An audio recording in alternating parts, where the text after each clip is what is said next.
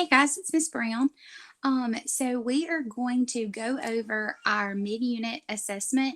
That was the text Happy Trails. You had 10 questions. Most of you finished it on Friday, but a few of you have had time to finish that today, this morning, and you should have already gotten some feedback on which ones you missed. I want you to be sure that you understand which ones you missed so that you know to pay close attention when I go over that particular question. But before we start going over our questions, I want us to reread the text. Sometimes when we read a text a second time, we see things and understand things that we didn't understand the first time. Also, sometimes it's good to hear it read from somebody else's voice. And so I'm going to read it to you, and then we're going to start going over our questions, okay?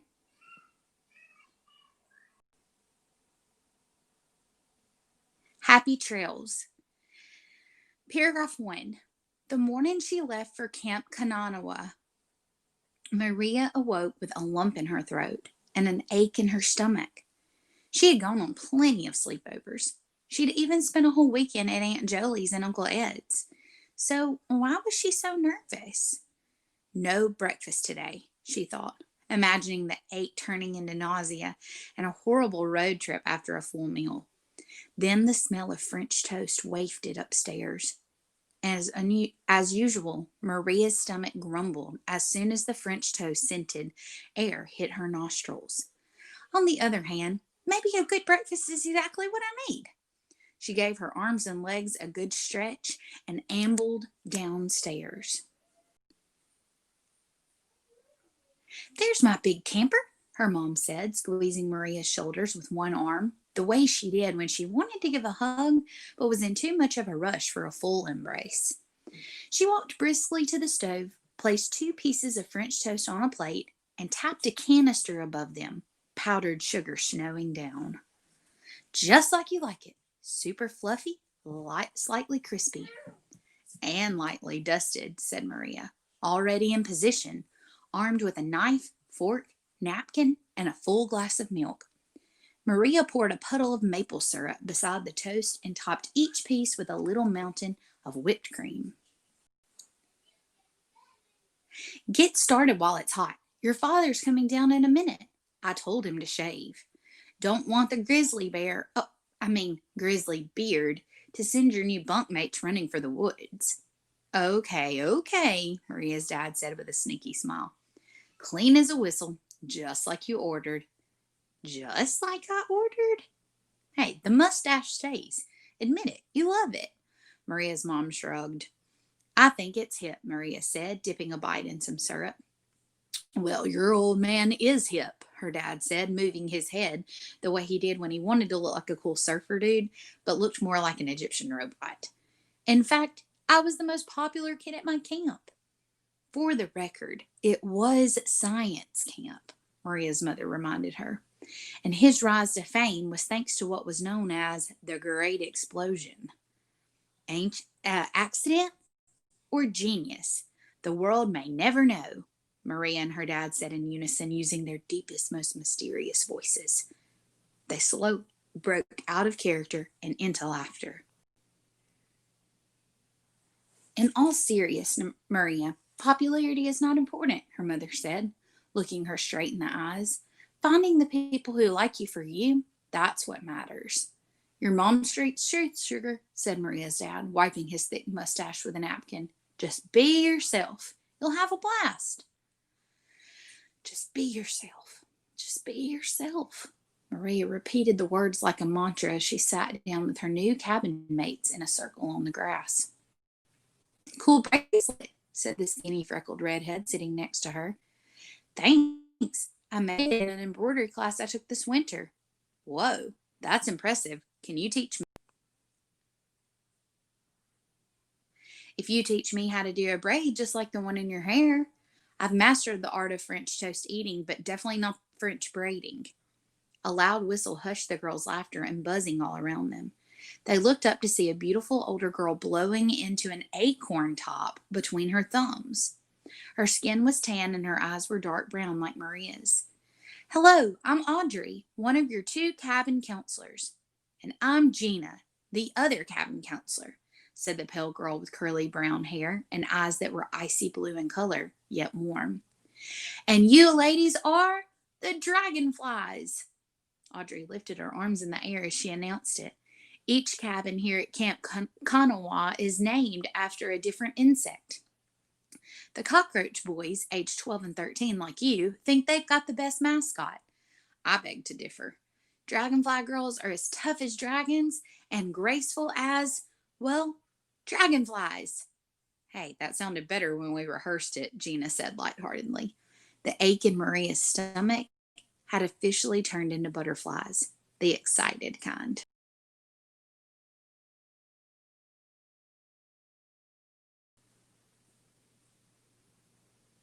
Okay, guys, so as we look back over the 10 questions from the quiz, let's determine which type of answer it is. Remember, this is something we worked on last week. We talked about how an explicit answer is one that you can stick those fingers up and do the happy dance and say, I got it right, I got it right, because you know that you put your finger on the answer. You found it in the text, okay? You'd bet your recess, I'd bet my coffee that I got it right because I pointed to the answer. Now, implicit's a little bit trickier. That's the kind where we have to stop and think about the question. We may not be able to point to an exact spot in the story that flat out says the answer, but just like those brown paper bags that I used last week, you used clues. You used your what you already know about those clues, and you added it all together to get your answer. So remember to stop and look for clues. Yellow, look and think about what you already know, and then green, you'll be able to put them together and come up with an answer. Okay, and then either type of answer, whether explicit or implicit, either could be supported with text evidence, and that's what we did on Friday. Remember that text evidence is backing up your answer with a sentence from the text. Now if it's explicit, it will actually have the answer in it.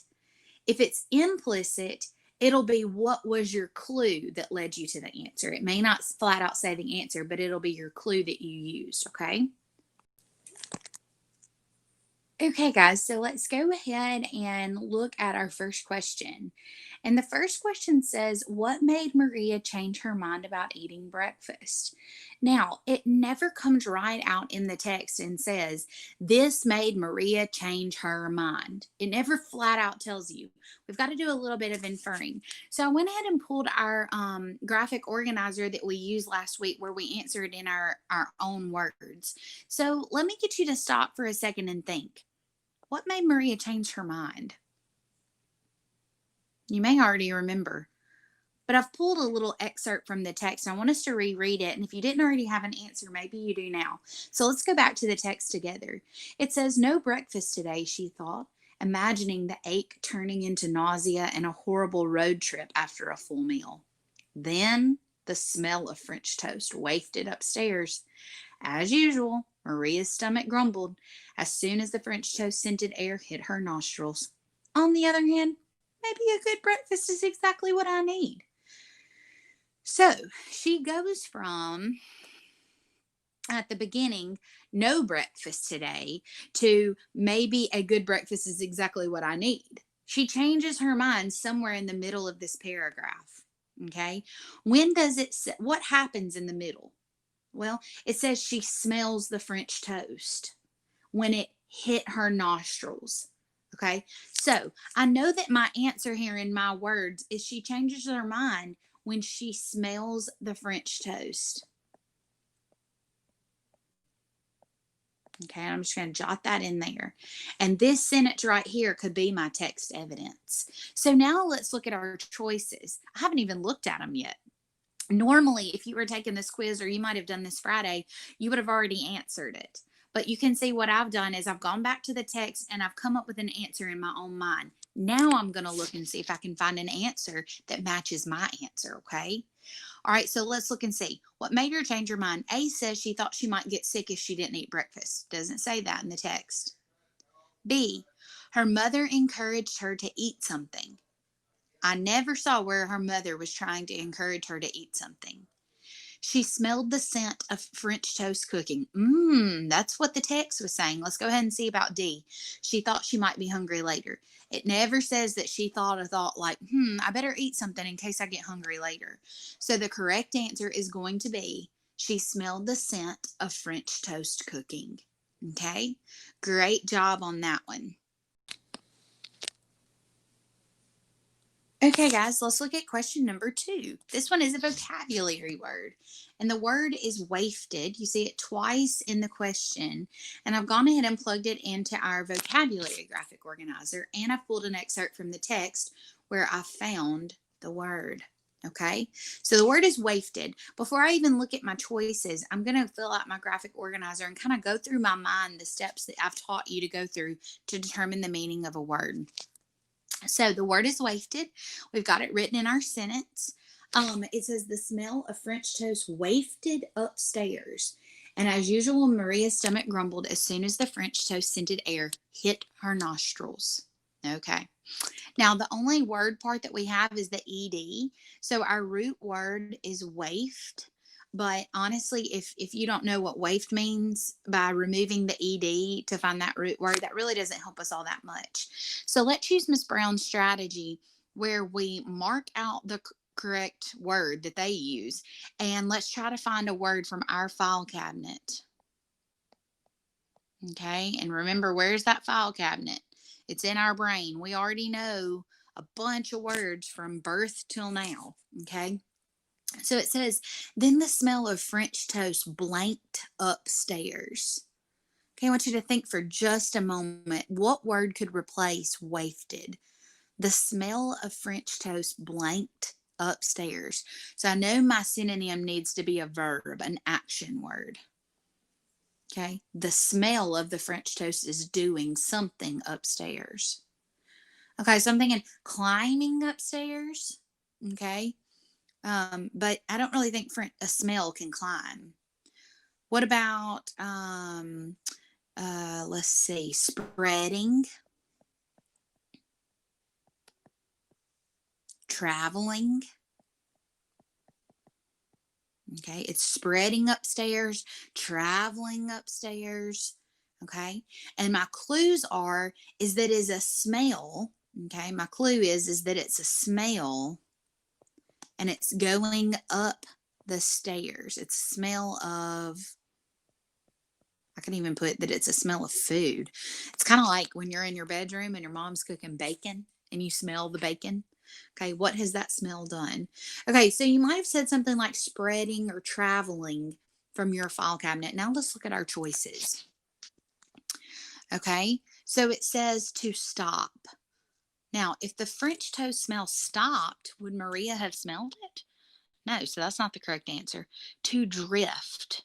Drift means to go slowly, possibly. To take. Did somebody take the smell upstairs? No. Can French toast smell run? No. So our correct answer here is going to be to drift. So then the smell of French toast drifted upstairs. That does make sense, doesn't it? Great job on that one. Okay, guys, so 3 and 4 are very important. Okay, I want you to notice that it's a part A, part B question. Okay, you cannot get part A right, part B right, unless you get part A right. So, what we want to focus on first is getting our answer, which is part A, is the synonym that you're going to come up with.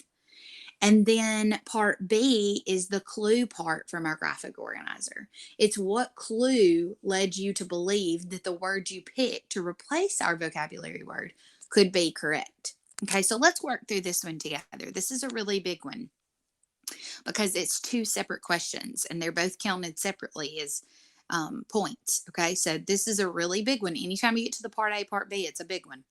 Okay, so the word is embrace. Okay. And the problem that I think a lot of you might have made is that you're used to teachers pulling the sentence and putting it in the question. But this time I did not put the the sentence from the text in the question. It tells you to go back and reread paragraph 4. Okay. So I went ahead and did that for us to save some time. And I've got our sentence pulled right here. So let's reread the sentence. We're trying to figure out what it means to embrace. Okay. The mom says, "There's my big camper," her mom said, squeezing Maria's shoulders with one arm, the way she did when she wanted to give a hug, but was in too much of a rush for a full embrace. All right. There's no word parts to help us on this word. So we're just going to mark that box out. So let's use the Miss Brown strategy. Let's go ahead and mark out our vocabulary word and let's see if we can find a word to replace it. Okay. So it says here, her mom took Maria's shoulders with one arm. Okay. So it's like a side hug. The way she wanted to give, when she wanted to give a hug. Okay. So I'm thinking about what I know about a hug. When I hug Ellis, I put both arms around him and squeeze him tight. But this mom, she's in a hurry, so she only puts one arm around Maria. It says, but it was too much of a rush for a full embrace.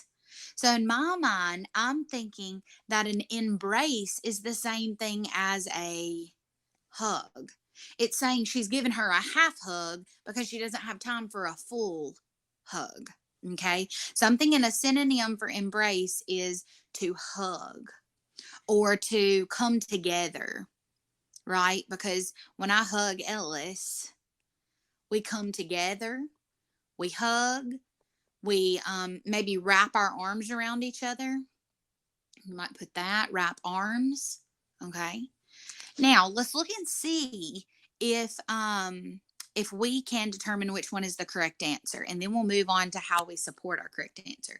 So the first word we have is clasping, and I may not know what that word means. So let me look at my other choices and see if I can eliminate. Some of you are laughing right now because I'm trying to use our vocab words. Let's see if I can eliminate some of the choices I know are not correct. Okay. Does hug mean to push away? No. Does hug mean to let go? No. Let's think about what it means to support. Support means to hold something up. So let's see if that fits in this sentence. It says Maria shoulders with one arm the way she did when she wanted to give a hug, but was in too much of a rush for a full support. A full hold up. I don't think so. I think clasping is going to be our word. And what we want to do if we're not sure we know what that word means is we want to stop and we want to think if we've ever heard the word clasp. I have a necklace that I got for Mother's Day, the first Mother's Day I had Ellis. And it's three little pearls on it, one for my mom, one for me, and one for Ellis for three generations. Well, I can't wear that necklace anymore because the clasp is broken. It's the little piece that connects my necklace. So if I think about that, those two little pieces connect together to hold something together. Doesn't that sound kind of like they're hugging one another or they're connecting to one another? It does, doesn't it? So our word is clasping. Okay. What are my clues that embrace means to clasp or to hold tight? Well, she says earlier in the sentence, squeezing Maria's shoulders with one arm, she wanted to give a what? A hug. Okay. So let's look at part B because I almost just want to, totally black out B, C, and D. And I want to focus in on just the word clasping. I'm looking to see which one of these sentences can support it. So, which one shows hug? She walked briskly to the stove. That doesn't show me what a hug is. B, squeezing Maria's shoulders. That's kind of like a hug. C, in too much of a rush. That doesn't show me what a hug is. There's my big camper. That also doesn't show me what a hug is or an embrace. So, squeezing Maria's shoulders, that's our clue. And that's what would go here. Okay, if you were doing this graphic organizer in small group, you would say squeezing Maria's shoulders. Okay, and that's our evidence from the text. Okay, great job on that one. I hope what you guys see though is how important it is that you eliminate the ones that are not correct, and you could even mark those out, and that way you can check to say, okay, in part A I put clasping. Does the sentence I picked in number 4, part B, squeezing Maria's shoulders, support? Does it go back and support clasping? Okay, great job on that.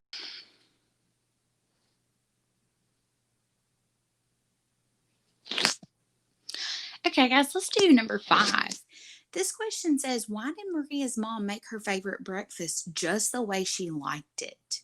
Okay, so before we even start answering, I want us to use our schema, and I want us to think about why our mom might make breakfast for us the way we like it. Well, I know that maybe not just breakfast, but just anything that we like. I know that on my birthday, my mom always cooks my favorite meal and my favorite cake. Okay. I know that on special holidays, I get things just the way I like it. Like I like my grandmother's homemade rolls, and my mom always makes sure to make those. Um, something special for you might be your first ball game, okay, or when you lost your first tooth, or whatever that is. It's something that makes it special, right? When somebody does something for you just the way you like it, it's something special for you. Even if I had a bad day at school, when I would come home, my mom knew how to make it better because she would do something very special for me just the way she knew I liked it. So let's think. Going back to our story, was it Maria's birthday? No. Was it her first day of school? No. Was she going on a trip? Yes. Did her mom know that Maria would be nervous? Yes. So we have to decide between C and D which choice is better. Why do you think her mom made her a special breakfast just the way she liked it? Do you think she did that every single time she went on a trip? Or do you think she did it because she knew Maria would be nervous and she wanted to make her feel calm or make her feel special to try to calm her nerves?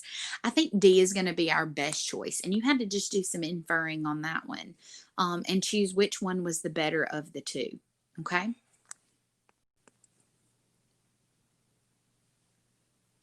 Okay, guys, so I made this one extra tricky on purpose. And the question was, what made Maria's dad famous at camp? Now, this is an explicit answer, it clearly states it in the text. I want to show you right now, though, how I made it tricky. Let's go back and reread. It says, the mustache stays. Admit it, you love it. Maria's mom shrugged. I think it's hip, Maria said, dipping a bite in some syrup. Well, your old man is hip, her dad said, moving his head the way he did when he wanted to look like a cool surfer dude, but look more like an Egyptian robot. In fact, I was the most popular kid at my camp. For the record, it was science camp, Maria's mother reminded her, and his rise to fame was thanks to what was known as the Great Explosion. Okay, so, look at your choices that I've given you here. I tried to trick you on purpose to see how careful you were being. Now, does it talk about Maria's dad's beard? Yes, it does. But does it say that is why he was famous at camp? No. Does it talk about his dance moves? Yes, but that's not why he was famous. It also doesn't mention his acting skills. If we look back in the text, look what it says. Um, for the record, it was science camp. Maria's mother reminded her, and his rise to fame was thanks to what was known as the Great Explosion. So our answer is right there for us in the text, an explicit answer. Okay, so if I was working on my graphic organizer, I would say something like this: what made him famous at camp? A great explosion.